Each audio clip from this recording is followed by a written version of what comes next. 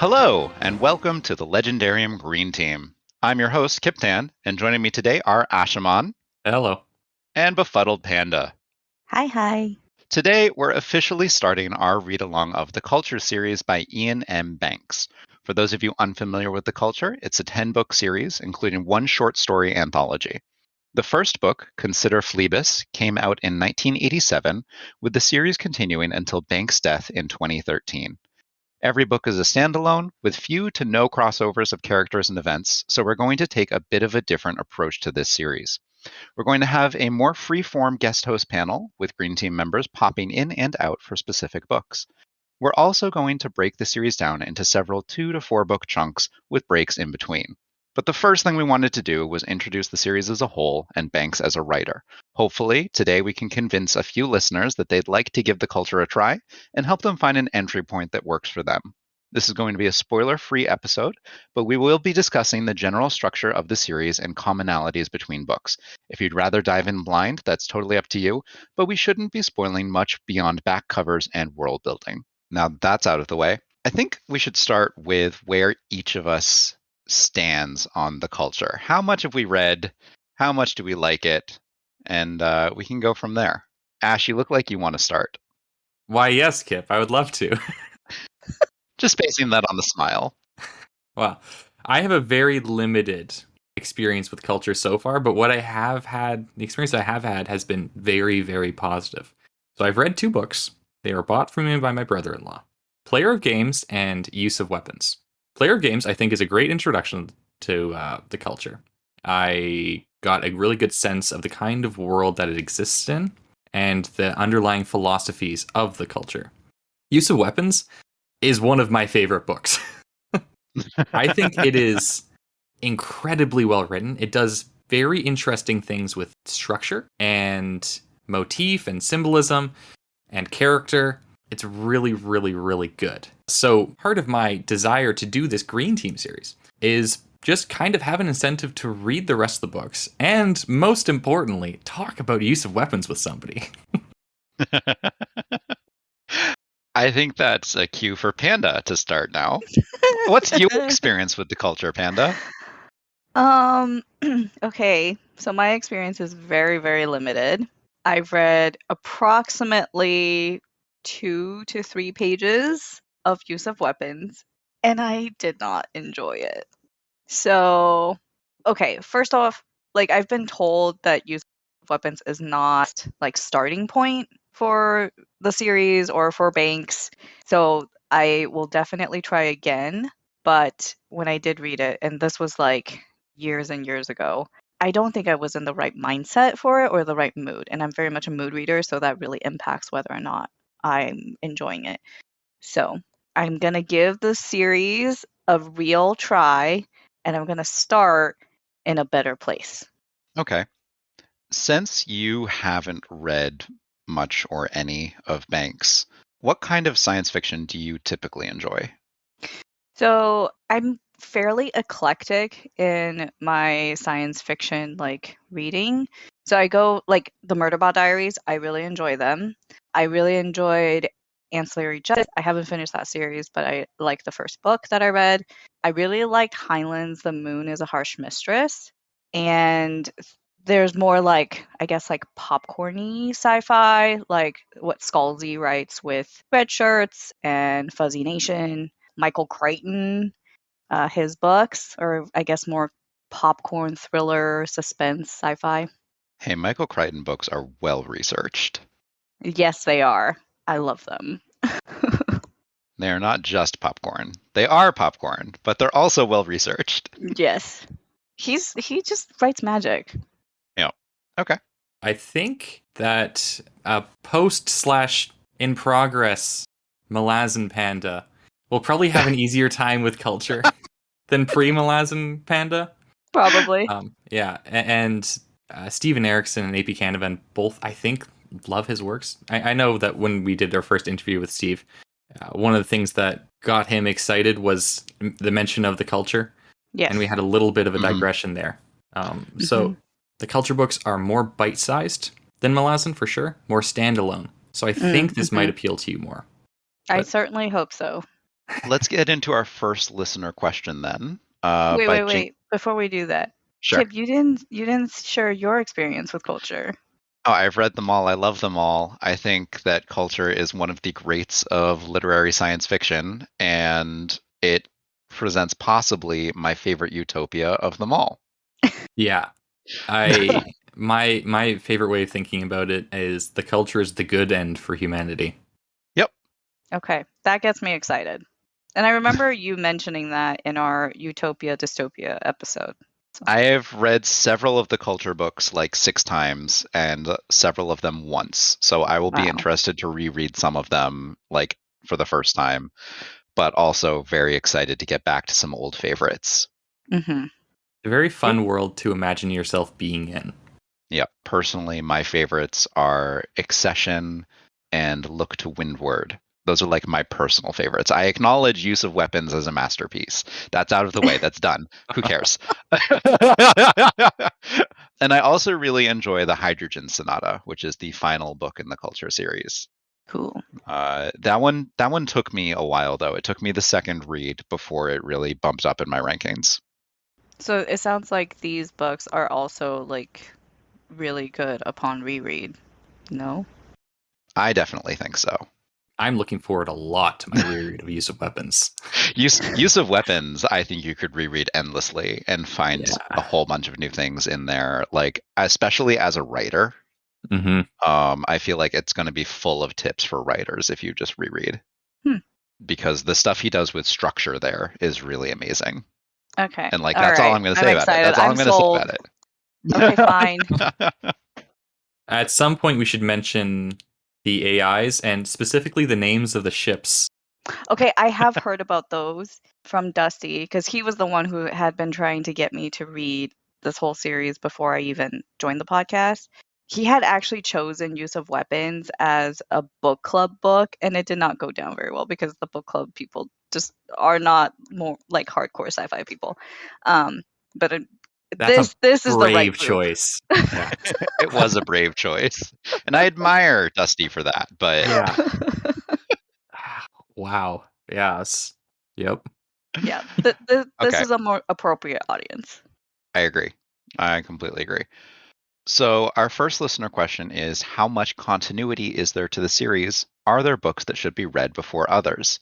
And I think this goes really well with where I wanted to start the episode, which will be our suggested reading order. We have plans, or at least I have plans, to cover the first 3 published books, but we may not do them in exact publishing order. I would recommend that most people start the series with Player of Games, which follows a much more traditional narrative structure than Consider Phlebas or Use of Weapons does.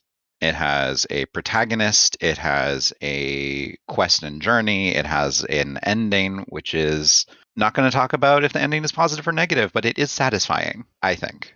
And it has a lot of really cool world building, especially if you like games. Especially if you like games. And I feel like there is heavy overlap with people who use Discord and people who play games. Yep. I wonder why. Special shout out to board game fanatics. Mm-hmm. Yes. Oh, especially like grand strategy board games. Yeah. That's how Player of Games was sold to me when I was first reading it. Yep. Are you thinking of like Risk as an example of one of those? No. I'm thinking of Risk as an example of like a baby game that maybe dear. Player of Games can one day grow up to be. For grand strategy games, I would think of things like War of the Ring. I haven't Yeah. not even heard of that one. Second think of, edition, like, of course. Twilight Struggle or Civilization. Or Twilight Imperium. Yep. Okay, I see. Games that take like 12 hours to play Yeah. or more. Yeah, there's a very famous one about World War II in North Africa that takes like literal months to play. Yes. Who has that time? Game is infamous. Yeah, it's infamous, and I assume it's actually just war game, like a published war game that is used to train military generals and stuff like that. Because that's the origin of war games in the first place. Right. Yeah. Okay, Yep. that makes more sense. In the world of Player of Games, that is kind of what this game is being used to do as well. Mhm. Okay, got it. Well, I do like games. Maybe not, one that takes like 12 months. but I do like board games and strategy games. I've never read Ender's Game, but I watched the movie. I like that. Yep. There's a lot of good in the Ender's Game book that sort of got translated to the screen. It's true. It's true. Maybe I should read Ender's Game first before I read Player of Games. I don't know. No, Should I? No, you do not need to do that. Yeah, I don't Absolutely think it's not. necessary. I mean, you should They're read very- Ender's Game, but You should read Ender's Game. You should go to a library and read it while it's there. Okay. So I was thinking that we would start with Player of Games, then we'd go back in time and do Consider Phlebas, talk about how, yes, it may be a great entry point to the series, but is maybe a bit too confusing for your average reader. And then we'll go on to Use of Weapons, with those two firmly under our belt. Okay. that sounds like a great plan to me. I know that Huron is very excited for Use of Weapons. Yeah. And to talk about the continuity and reading order of the series, there is essentially no continuity between books. There are very few characters who even get mentioned in more than one book, let alone actually carry any events of the story. That already makes it a lot easier than Malazan. Yep. You might get a mention, and it's not just characters that barely get mentioned, it's also locations. You might get a mention of some events, maybe, but those are pure Easter eggs. Each story is fully independent and can be carried on its own. The only exception to that really is Inversions, which, if you read it without knowing about the larger culture universe, you might not even pick up that it's science fiction. Oh, interesting. It's an unusual book in the culture universe for a variety of reasons. I haven't actually read it yet. No. Okay. And the reason is not enough sci-fi for little teenage Kip. Oh, maybe I'll enjoy that one the most. I don't know. Maybe. Yeah. Yeah. The one thing I think I can rely upon is that you will undoubtedly surprise me with what you like and dislike about the series in some fashion. I'll surprise myself. Jingles then goes on to ask us, what are some of the central themes of the series? Does Banks play with different sci-fi subgenres? I'll submit that I think, at least, trans/posthumanism is a big one. Yep. And the transhumanism is a very interesting spin on it, I think. A very appealing one, too. And this is also dealt with the AIs, who are very unique, I think, in science fiction, and very appropriate. I liked how first two books of Hyperion did AIs very well. I like how Culture does AIs much better. I think the Culture does AIs my favorite out of any series. I think one of the most common critiques of AIs is that they're not interesting characters. Mm-hmm.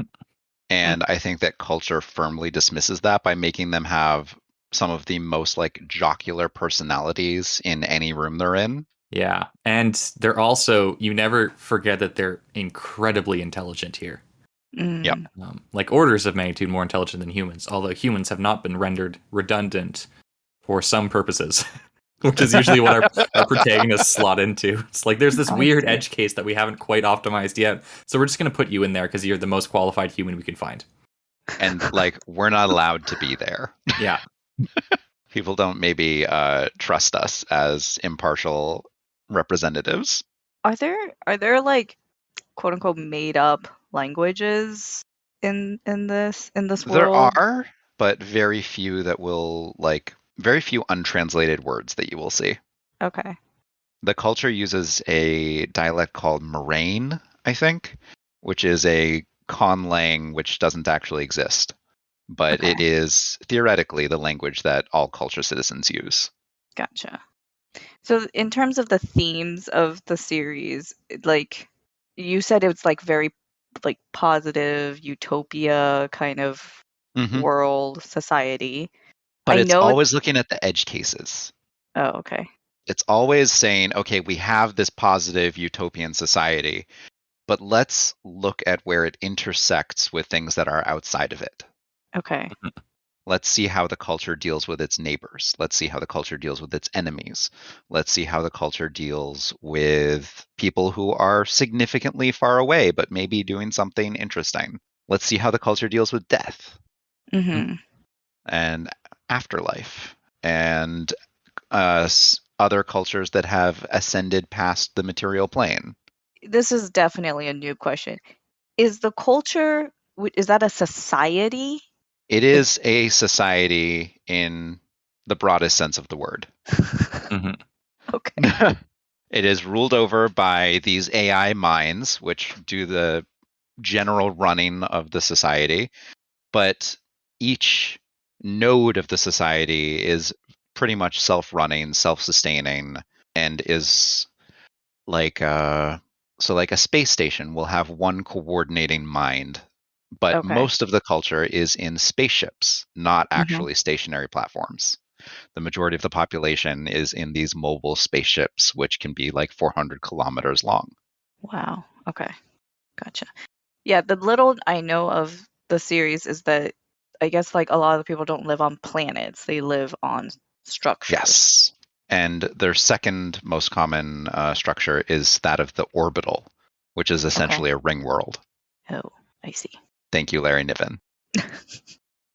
Yeah, there's some definite inspirations of Asimov, of Heinlein, of Niven, of let's see who he quoted: Arthur C. Clarke, Brian Aldiss, M. John Harrison, and Dan Simmons. I have not read any of those. Fortunately, Banks is able to write characters, unlike some of those other authors that I mentioned. That is very You, true. Asimov. Asimov can't write characters, and especially can't write women, Yeah. and Banks can.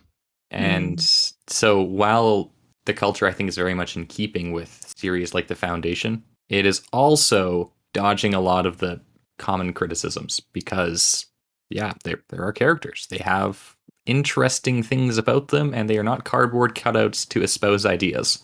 Mm. Actually, in preparing for this episode, the very little I did to prepare, I did watch this like 5-minute interview with Banks, and the interviewer asked him, when you're writing, is it the message first or is it the plot? So, Hmm. are you just like really focused on the message and the plot is secondary? He said no. He's all about the plot first. And if, Yeah, if if there's any message, it's more like subconsciously like written in there. And that got me really excited because I would rather read something with a lot of plot, like very plot driven, and then like the message is, more subtle. So, yeah, yeah, He definitely doesn't get preachy with it. good. no. And the culture is, of course, there's the main culture, but there's also these offshoot factions, which maybe they disagreed with a decision that the culture as a whole took, and they decided to do something different, take their people, go elsewhere, or even just stay internal, but say, no, I'm not actually part of the culture. I'm like this peace faction or whatever. Okay. You'll notice a lot of these factions and just like groups of people get up to some really bizarre things. Oh.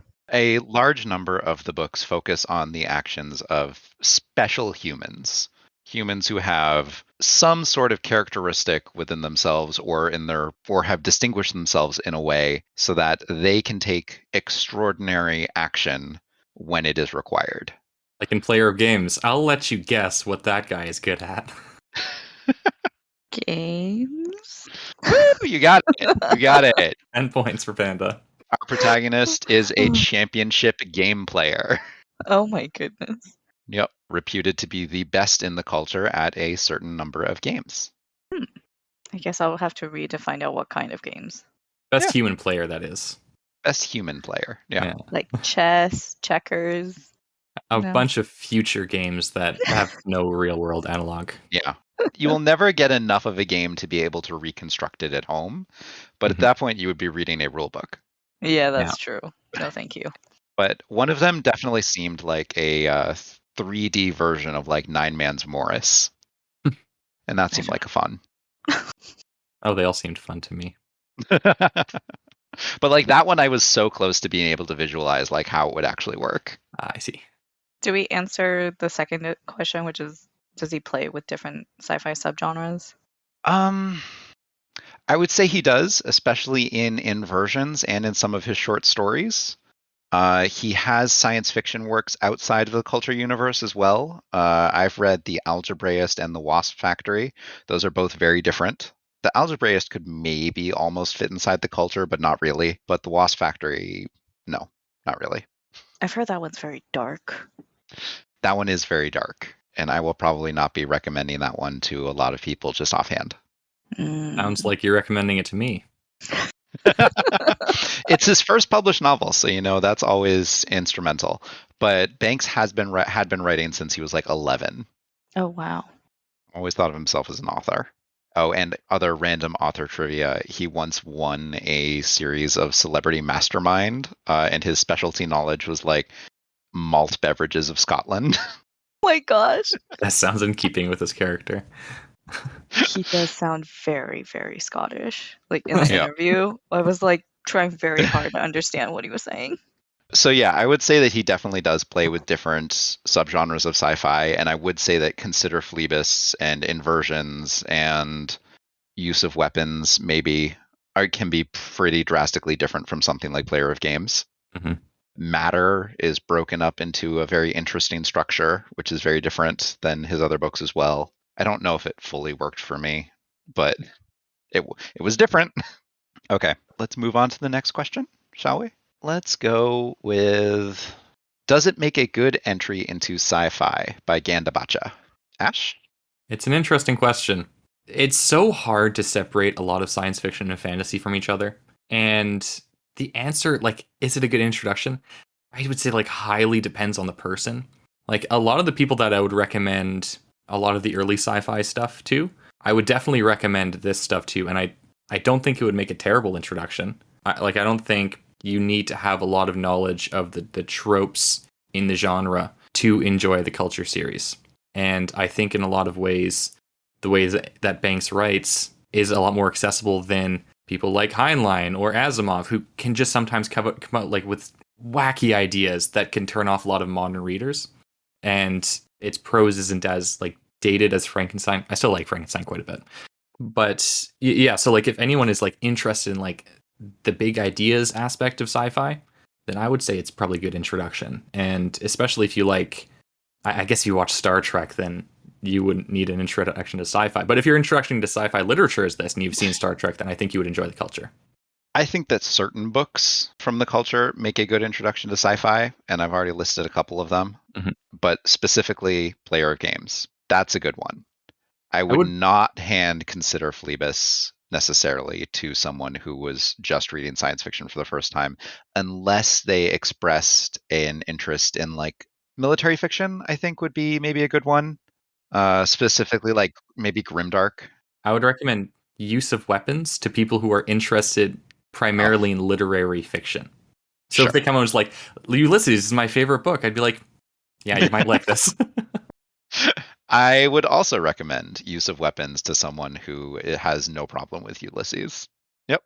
This is making sense why Huron loves Ulysses so much and Use of Weapons. Yeah. Yeah, like I said, the structure, and you can just keep reading that as a writer and be so happy with it. Mm-hmm. It would be an excellent teaching book, I think. Yep. Like a professor could go over, like, this is what he is doing here, and this is like a recurring motif, and this is like how he uses it well, because a lot of people don't use these things well. Banks does. I've mentioned Accession as one of my favorites, and one of its reasons is because I think it has the most dialogue between the Culture AIs, the minds, and I really enjoy that. And I think another person who really enjoys AI characters would also pick up Accession just fine as a first book. Someone who's interested in the harder aspects of sci-fi, maybe, and what future computers and technologies might look like. Okay, question then. Would you recommend Accession to someone who really likes the AI aspect of Halo? It really depends why they like the AI aspect of Halo. They just think Cortana's pretty. No, it's not quite that kind of thing. It's more like people who like group chats. A lot of Accession is AI group chats. letters between them, which is it's fun. I like missives. I like epistolary novels.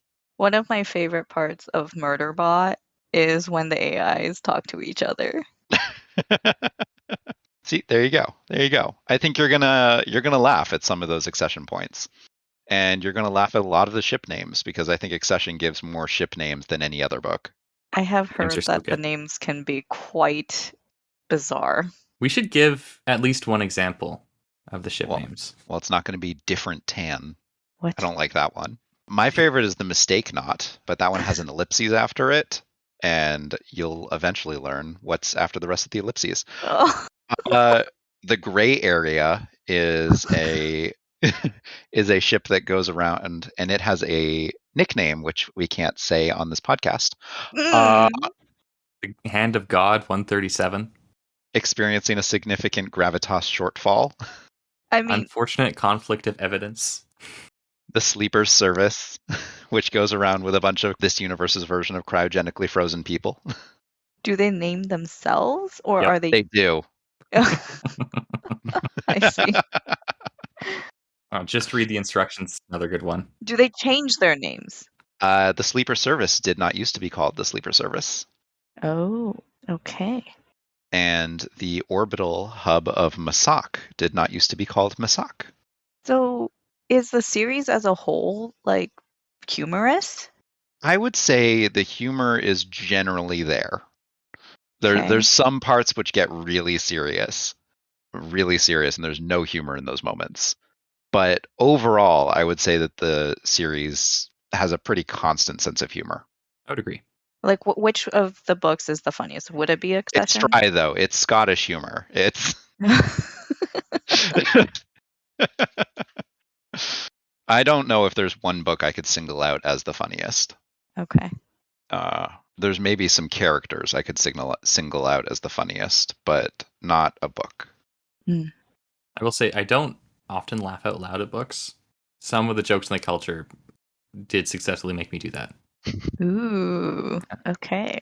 Also, this is a world which has taken genetic and biological modification to the end point of technology. Mm, I would say the okay. end point of technology while keeping humans relatively recognizable. Sure. Okay. Yeah. For the most part. Yeah. So is there like somebody with 3 arms?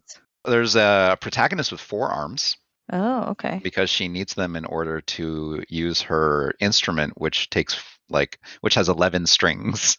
Really? Okay. But you also see people transitioning between sexes Okay. and using their neurochemistry is altered in such ways that they can manufacture their own drugs or pheromones or whatever they need, Oh, I see. or cut off sensation to certain aspects of their body. They just have full control over their own bodies. Yeah, they have extreme bodily autonomy. They can transition between sexes just by thinking about it and waiting. Oi. Okay. Is like the lifespan of a human in this world like just longer? About 400 years. Okay. Got it. But it is extendable. 400 is Okay. like what you're born with, and then you can choose to extend that as much as you want. Oh. Okay. There's also a bunch of rewiring of their genitalia, Always fun. Of course, why not? which is left fairly vague, but it's assumed to be interesting and fun. Yeah, these aren't smut books, but they also don't No. shy away from the fact that sex exists. Yeah. Like when Makes someone's going through a security scanner to a lower technology world, they're like, I hope they don't look too closely at my genitals because they're different. Okay. Lady Sweden asks, how would you describe Banks's writing style? How does it compare to other authors? I think we've already answered a bit of this, Ash. I think so. We haven't mentioned specific people that he sounds like. No, it's hard. He's fairly descriptive, but he's not florid. He's definitely not a Guy Gavriel Kay. No. I think his prose tends more towards the workmanlike. I would agree with the caveat that it's still good prose. It's still good prose, but it's not the selling point, for sure. No. The ideas are the selling point. Yeah, and he does have some really good turns of phrases. He does leave some things fairly ambiguous for readers to figure out, but he also writes in a very accessible way, I would say. Mm-hmm. Yeah. I agree. You don't have to reread passages over and over again to get the meaning. The prose is not going to confuse a reader and turn them off. The subject matter might, but the prose won't. Mhm. What is your respective elevator pitch for this book, author? I know, Panda, you don't have one, but Gendabacha wants one from us. Uh, this episode, I guess. This is not an elevator pitch. Okay, This is elevator pitch. elevator pitch. Extreme sci-fi, good ending for humanity, interesting AIs, good writing, standalones, easy to read. And then I would add, sometimes a protagonist doesn't get to do everything that they thought they were going to do, and sometimes it works out fine anyways. Okay.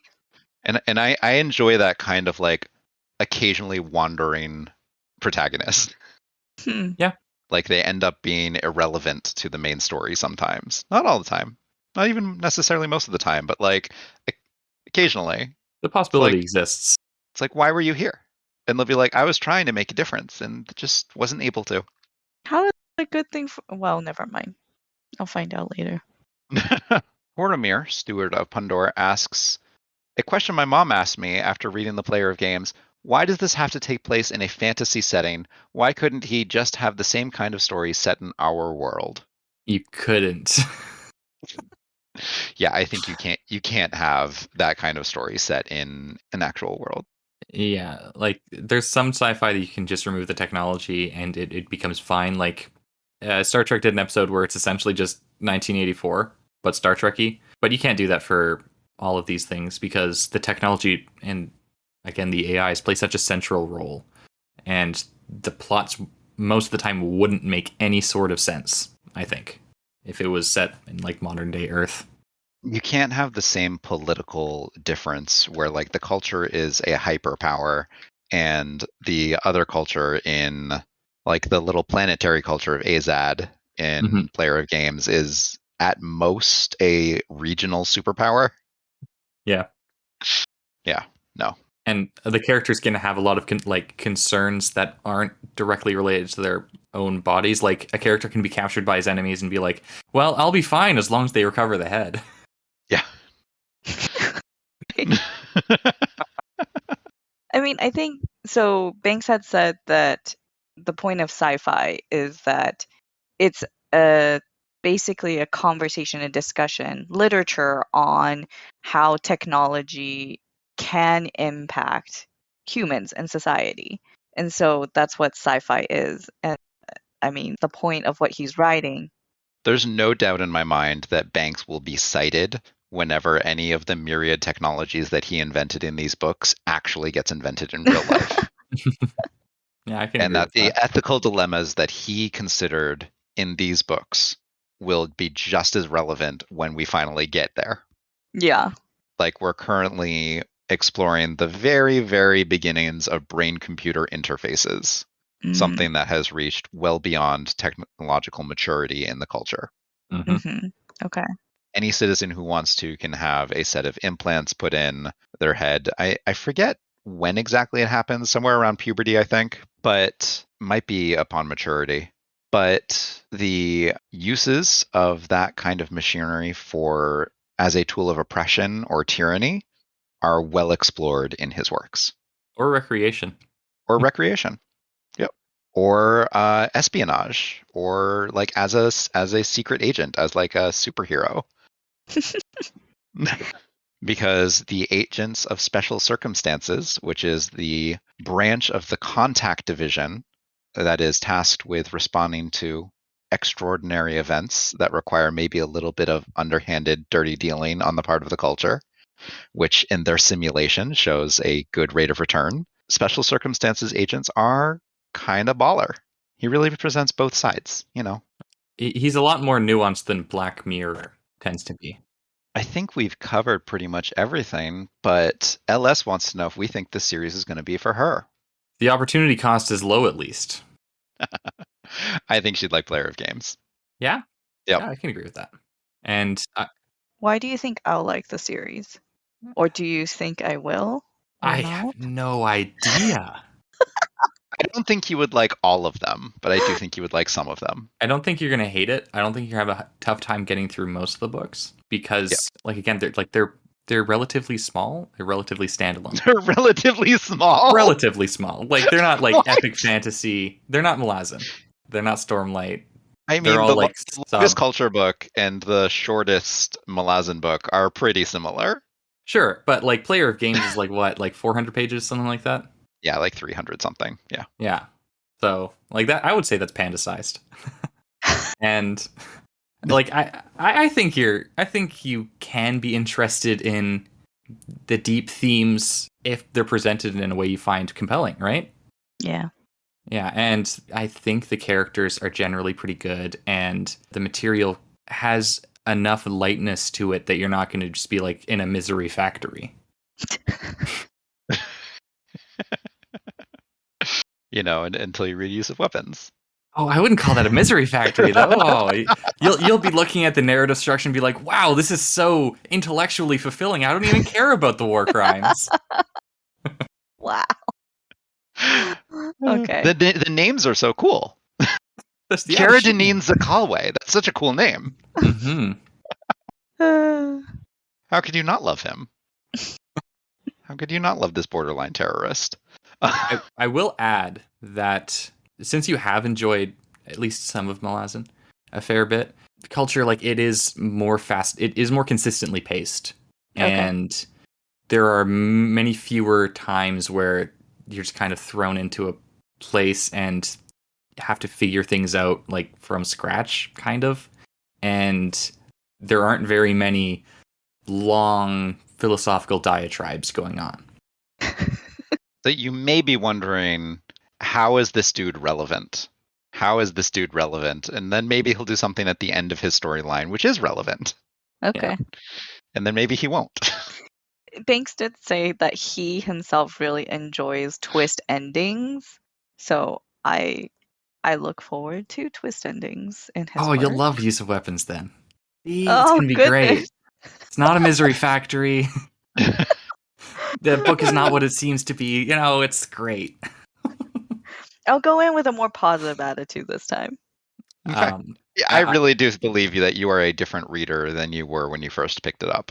I definitely am. Like it's been so many years. And now you have a support system around you. I do. It's just better for reading books in general, right? Yeah. So you looking forward to it? Everybody looking forward to it? Yes. Yeah. Yay! My Audacity did not like that red. I don't think I've ever gotten a red from my Audacity. We can fix that in post. Okay. Fix it in post. So I think that about wraps up our discussion today for our culture primer. Every Agreed. book is different. You can pick up whatever you like. You can read along with us. We will be starting with Player of Games. Catch us next time. This has been the Green Team of the Legendarium signing off. Bye. Bye. Bye. Thank you, Horizon Brave, for starting this all. And thank you, Craig, for loaning us this corner of your media empire. Intro and outro song is Galactic Damages by Jingle Punks. Bye.